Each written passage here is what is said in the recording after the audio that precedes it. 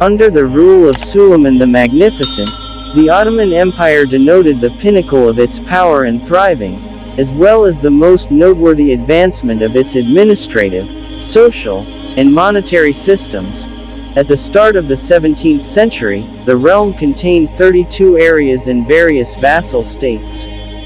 A portion of these were subsequently assimilated into the Ottoman Empire, while others were conceded different kinds of independence throughout the span of centuries, with Constantinople, advanced Istanbul, as its capital and control of terrains around the Mediterranean basin.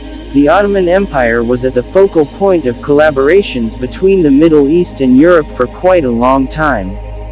While the domain was once remembered to have entered a time of decrease following the demise of Suleiman the Magnificent, this view is not generally upheld by most of scholastic historians.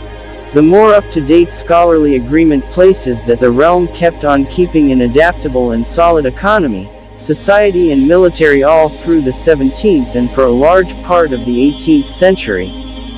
However, during a significant stretch of harmony from 1740 to 1768, the Ottoman military framework fell behind that of their European opponents, the Habsburg and Russian empires. The Ottomans thus experienced serious military losses in the late 18th and mid-1900s of years.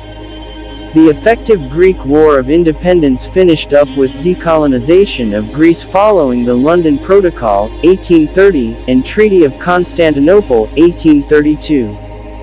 This indifferent losses, like the loss from Egypt in the Egyptian-Ottoman War 1831-1833, incited the Ottoman state to start a thorough course of change and modernization known as the Tanzimat. In this manner, throughout the 19th century, the Ottoman state turned out to be unfathomably more impressive and coordinated inside, notwithstanding experiencing further regional misfortunes, particularly in the Balkans, where various new states emerged. The Committee of Union and Progress (CUP) laid out the second constitutional era in the Young Turk Revolution in 1908, transforming the empire into a sacred government, which directed cutthroat multi-party races. Nonetheless, after the grievous Balkan Wars, the now radicalized and nationalistic CUP assumed control over the public authority in the 1913 overthrow, making a one-party system.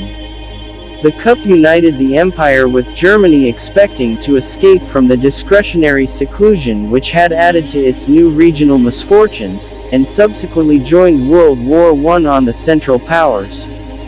While the empire had the option to a great extent stand its ground during the contention, it was battling with interior contradiction, particularly with the Arab revolt in its Arabian possessions.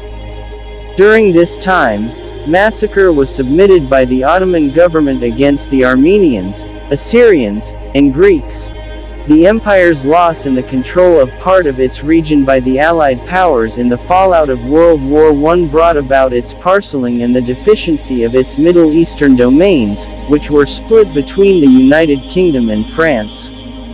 The fruitful Turkish War of Independence, drove by Mustafa Kemal Ataturk against the possessing allies, prompted the development of the Republic of Turkey in the Anatolian heartland and the abrogation of the Ottoman monarchy.